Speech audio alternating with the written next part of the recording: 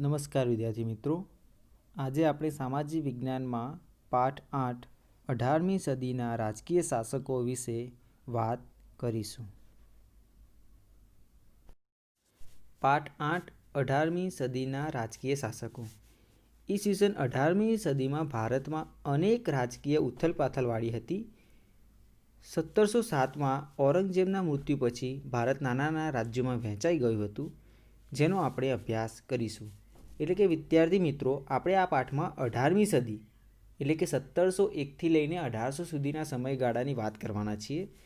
અને આ સદી દરમિયાન એટલે કે 18મી સદી દરમિયાન રાજકીય ઉથલપાથલ એટલે કે ભારતમાં રાજકીય પરિવર્તન આવ્યું અને 1707માં ઔરંગઝેબનું મૃત્યુ થયું અને ભારત દેશ નાના નાના ટુકડાઓમાં રાજ્યોમાં વહેંચાઈ ગયું. મુગલ વંશના અંતિમ શાસકો. ઔરંગઝેબના અવસાન પછી મુગલ ગાદી પર બહાદુર શાહ નામનો સુલતાન આવ્યો. એટલે કે 1707માં જે ઔરંગઝેબનું મૃત્યુ થયું તેના પછી એ મુગલ ગાદી પર બહાદુર શાહ આવ્યો. તેણે રાજપૂત અને મરાઠા રાજ્યો વચ્ચે શાંતિપૂર્ણ સંબંધો બનાવ્યા. એટલે કે મરાઠાઓ સાથે તેને મિત્રતા બાંધી. જો કે મરાઠાઓ વચ્ચે વારસા વિગ્રહ પણ કરાવ્યો. એટલે કે ઔરંગઝેબે જે મરાઠાઓ હતા એમની સાથે મિત્રતા તો બાંધી, પણ એમની વચ્ચે વારસા વિગ્રહ પણ એણે કરાવ્યો. તે સમયમાં ગુરુ ગોવિંદસિંહના મૃત્યુ બાદ શીખ સરદાર બંદા બહાદુરે મુગલ સામ્રાજ્ય સામે વિદ્રોહ જાહેર કર્યો.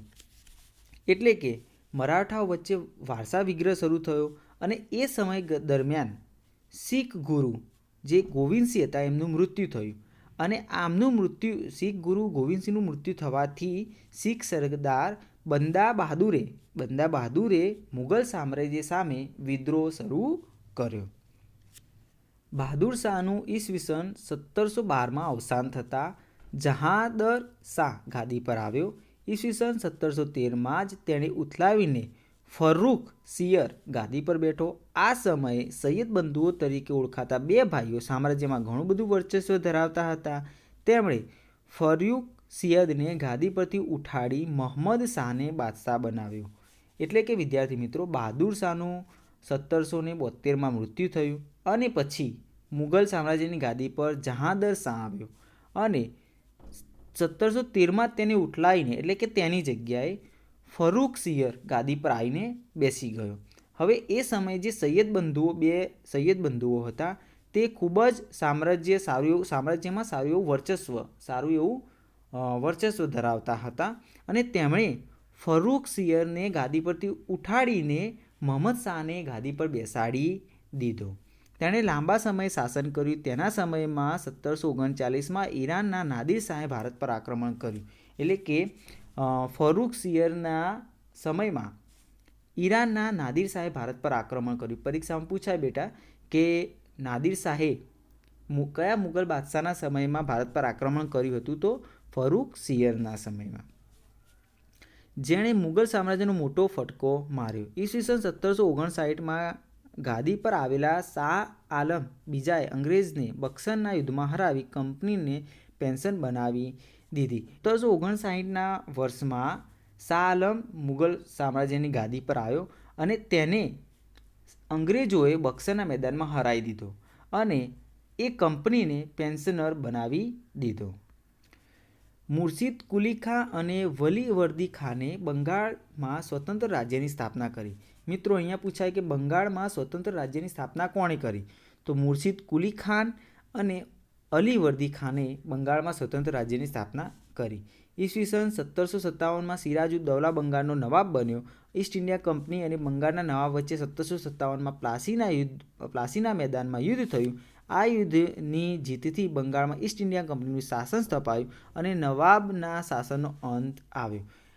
મિત્રો, 1757માં બંગાળમાં સિરાજુદ્દૌલા ત્યાંનો રાજા બન્યો, બંગાળનો નવાબ બન્યો અને ઈસ્ટ ઇન્ડિયા કંપની અને બંગાળના નવાબ એટલે કે સિરાજુદ્દૌલા વચ્ચે પ્લાસીના મેદાનની અંદર 1757માં યુદ્ધ થયું, જેમાં અંગ્રેજોનો વિજય થયો અને ત્યારથી બંગાળમાં ઈસ્ટ ઇન્ડિયા કંપનીનું શાસન સ્થપાયું અને બંગાળમાંથી નવાબ એટલે કે રાજાના શાસનનો અંત આવ્યો. રાજપૂત શાસન. મુગલ સામ્રાજ્યના પતન બાદ રાજસ્થાનમાં જયપુર સૌથી શક્તિશાળી રાજ્ય હતું. રાજા સવાઈ જયસિંહ કુશાગ્ર રાજનેતા, સુધારક, કાયદાવિદ અને વિજ્ઞાન પ્રેમી હતા. તેમણે જયપુર શહેરની સ્થાપના કરી. તેઓ મહાન ખગોળશાસ્ત્રી હતા. તેમણે દિલ્હી, જયપુર, ઉજ્જૈન અને મથુરામાં આધુનિક વેધશાળાઓની સ્થાપના કરી. મિત્રો, હવે આપણે જે મુગલ સામ્રાજ્યનું પતન થયું ત્યાર પછી રાજસ્થાનના જયપુર, પિંક સિટી, જયપુરના સૌથી શક્તિશાળી રાજ્ય બન્યું હતું. મુગલ શાસનોના પતન બાદ જયપુર, રાજસ્થાનનું જયપુર એ સૌથી શક્તિશાળી રાજ્ય બન્યું હતું, જેના રાજા સવાઈ જયસિંહ હતા, જેમણે જયપુર વસાવ્યું હતું. તો તેઓ કુશાગ્ર રાજનેતા હતા, સારા એવા સુધારક પણ હતા, કાયદામાં પણ સારા એવા જાણકાર હતા, વિજ્ઞાન પ્રેમી હતા અને તેમણે જયપુર શહેરની સ્થાપના પણ કરી હતી. પરીક્ષામાં પૂછાય બેટા કે જયપુર શહેરની સ્થાપના કોણે કરી હતી? તો સવાઈ રાજા જયસિંહે. તેઓ ખગોળશાસ્ત્રી પણ હતા, એટલે કે અવકાશ વિજ્ઞાનમાં પણ તેઓ સારો એવો રસ ધરાવતા હતા. તેમણે જયપુર, દિલ્હી, ઉજ્જૈન, મથુરામાં આધુનિક વેધશાળાઓની સ્થાપના પણ કરાવી હતી. અન્ય રાજપૂત રાજ્યોમાં જોધપુર, બિકાનેર, કોટા, મેવાડ, બુંદી અને સિરોહી અગત્યના રાજ્યો હતા. શીખ સામ્રાજ્ય. ગુરુ નાનકે 15મી સદીમાં શીખ ધર્મની સ્થાપના કરી હતી. વિદ્યાર્થી મિત્રો, શીખ ધર્મની સ્થાપના કોણે કરી હતી? તો ગુરુ નાનકે. કઈ સાલમાં? તો 15મી સાલમાં. શીખ ધર્મ ગુરુ પરંપરા સાથે સંકળાયેલ છે, જેમાં 10 ગુરુઓ થયા. 10મા ગુરુ ગોવિંદસિંહે શીખોને એકતાના તાંતણે બાંધી શીખ સામ્રાજ્યની સ્થાપના કરી હતી.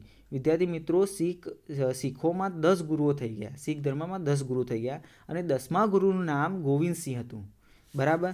અને તેમણે શીખોમાં એકતા બાંધ્યા હતા. બધા શીખો અલગ અલગ વિભાજનમાં હતા, તેમણે એક કરીને એકતાના તાંતણે એમણે બાંધ્યા હતા અને શીખ રાજ્યની સ્થાપના કરી હતી. ગુરુ ગોવિંદસિંહ પછી બંદા બહાદુરે મુગલ સામ્રાજ્ય વિરુદ્ધ ભયંકર વિદ્રોહ કર્યો હતો. આપણે મિત્રો હાલ જ શરૂઆતમાં જ વાત કરી કે શીખ બંદા સરદાર બહાદુરે ઔરંગઝેબ સામે, મુગલ શાસકો સામે વિદ્રોહ જાહેર કર્યો હતો, કારણ કે તે સમયમાં ગુરુ ગોવિંદસિંહનું મૃત્યુ થયું હતું.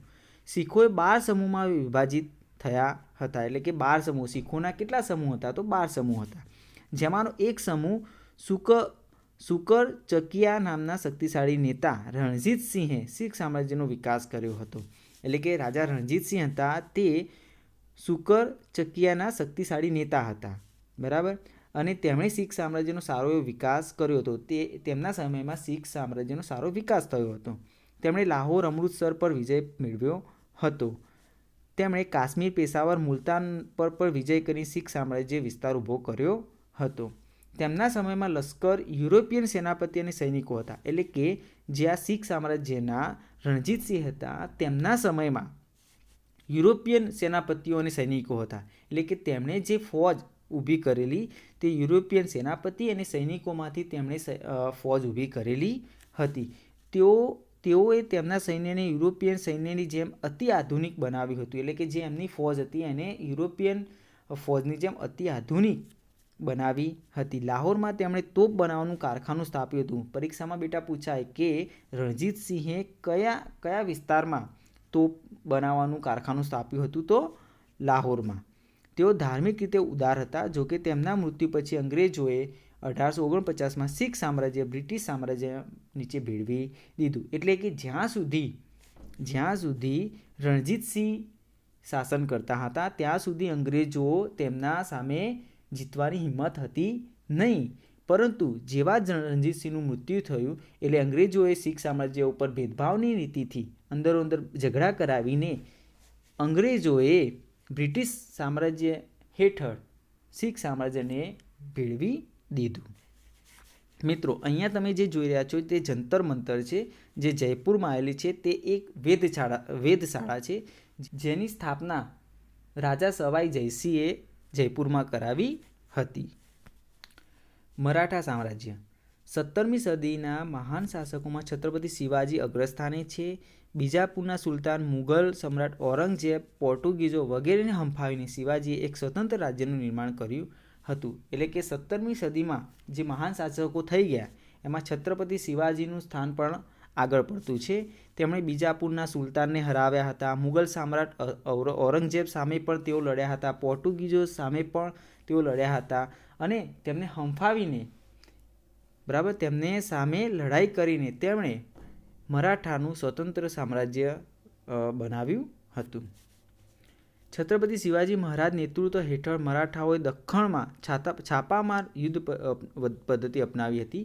તેમણે સ્વતંત્ર રાજ્ય માટે કુશળ, કાર્યક્ષમ અને પ્રજાહિતકારી શાસન તંત્રની સ્થાપના કરી હતી. એટલે કે છત્રપતિ શિવાજી મહારાજ જે મરાઠાઓએ દખ્ખણની અંદર દક્ષિણમાં એટલે કે છાપામાર યુદ્ધ પદ્ધતિ અપનાવી હતી. બરાબર, આ યુદ્ધની એક પદ્ધતિ છે કે જેની અંદર સંતાઈને કોઈ સૈનિકો જ્યારે કોઈ જંગલમાંથી જઈ રહ્યા હોય તો તેમના પર એકદમ હુમલો કરીને તેમના સાધન સામગ્રી પડાવી લઈને ત્યાંથી નાસી છૂટવું, આ એક પ્રકારની પદ્ધતિ હતી, યુદ્ધ પદ્ધતિ હતી. તો છાપામાર યુદ્ધ પદ્ધતિ છત્રપતિ શિવાજી મહારાજના નેતૃત્વમાં મરાઠાઓએ અપનાવી હતી અને તેમણે તે પોતે એક કુશળ, કાર્યક્ષમ અને પ્રજાહિતકારી રાજા હતા. આ સિદ્ધિઓ સાથે શિવાજીનું ઉચ્ચ ચારિત્ર્ય અને ઉદાર નીતિઓ પણ સામેલ હતી. છત્રપતિ શિવાજી મહારાજના પૌત્ર શાહુએ ઔરંગઝેબે કેદ કર્યો, એટલે તેમના પૌત્રને શાહુ, એમના પૌત્રનું નામ શાહુ હતું, જેને મુગલ બાદશાહ ઔરંગઝેબે કેદ કર્યો હતો. 1707માં એનું છૂટી જતા, એટલે કે 1707માં ઔરંગઝેબનું મૃત્યુ થતાં શાહુ છૂટી ગયો અને તેમના કાકી તારાબાઈ વચ્ચે વારસા વિગ્રહ ફાટી નીકળ્યો. શાહુ અને સાથે સંકળાયેલા પેશવા બાલાજી વિશ્વનાથે શાહુને વિજય અપાવ્યો. તેમના સમયથી મરાઠા રાજ્યમાં પેશવા પ્રથાની શરૂઆત થઈ. એટલે કે વિદ્યાર્થી મિત્રો, જ્યારે વારસા વિગ્રહ તેમના કાકી તારાબાઈ અને શાહુ વચ્ચે વારસા વિગ્રહ ફાટી નીકળ્યો ત્યારે શાહુ સાથે સંકળાયેલા પેશવા બાલાજી વિશ્વનાથ, મિત્રો યાદ રાખજો અહીંયા પેશવા બાલાજી વિશ્વનાથ શાહુને વિજય અપાવ્યો હતો અને આ સમયથી તેમને વિજય અપાવ્યા પછી મરાઠા રાજ્યમાં પેશવા પ્રથાની શરૂઆત થઈ હતી. પેશવા પ્રથાની શરૂઆત કોના દ્વારા થઈ હતી? તો પેશવા બાલાજી વિશ્વનાથ દ્વારા. બાલાજી વિશ્વનાથ પ્રથમ પેશવા હતા. તેમણે મરાઠા રાજ્યનો વિકાસ કરી તમામ સત્તા પોતાના હાથમાં લઈ લીધી હતી. બાલાજી વિશ્વનાથ એ પ્રથમ પેશવા હતા. પરીક્ષામાં બેટા પૂછાય કે પ્રથમ પેશવા કોણ હતા? તો બાલાજી વિશ્વનાથ. તેમણે મરાઠા રાજ્યનો વિકાસ કરી તમામ સત્તા પોતાના હાથમાં લઈ લીધી હતી. ઈસવીસન 1720માં તેમનું અવસાન થતાં તેમના પુત્ર બાજીરાવ પહેલા પેશવા બન્યા હતા. એટલે કે તેમના પુત્રનું નામ બાજીરાવ હતું.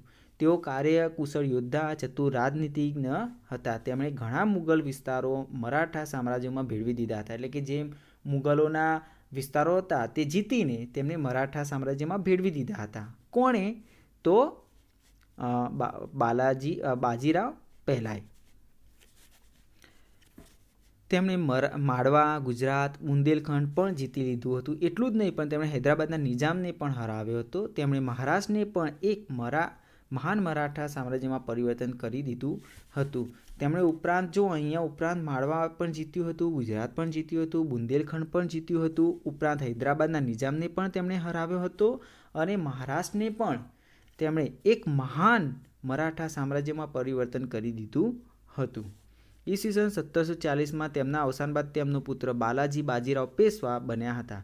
એટલે કે હવે બાજીરાવ પહેલો પેશવા જે હતા એમના પુત્ર બાજીરાવ પેશવા બન્યા હતા. તેમણે બંગાળથી લઈને મૈસૂર સુધી વિજયો પ્રાપ્ત કર્યા હતા. ઈસવીસન 1761માં ઈરાનના શાહ અહેમદ શાહ અબ્દાલીએ ભારત ઉપર આક્રમણ કર્યું. મરાઠાઓ અને અબ્દાલી વચ્ચે પાણીપતનું ત્રીજું યુદ્ધ થયું, જેમાં મરાઠા રાજ્યની હાર થઈ. હારના સમાચાર મળતા આઘાતથી બાજીરાવનું અવસાન થયું. આ યુદ્ધે મરાઠાઓને નિર્બળ બનાવ્યા. પરિણામે ભારતમાં બ્રિટિશ સત્તાનો ઉદય થયો. 1761માં ઈરાનના શાહ અહેમદ શાહ અબ્દાલીએ ભારત ઉપર આક્રમણ કર્યું અને જેમાં અબ્દાલી અને મરાઠાઓ વચ્ચે પાણીપતના મેદાનમાં ત્રીજું યુદ્ધ થયું, જેમાં મરાઠાઓની હાર થઈ અને આ સમાચાર બાજીરાવે સાંભળ્યા અને આઘાત લાગતા તેમનું અવસાન થયું અને ત્યાર પછી મરાઠાઓ નિર્બળ બન્યા અને ભારત ઉપર બ્રિટિશ સત્તાનો ઉદય થયો. એટલે કે બ્રિટિશ સત્તાની શરૂઆત થઈ.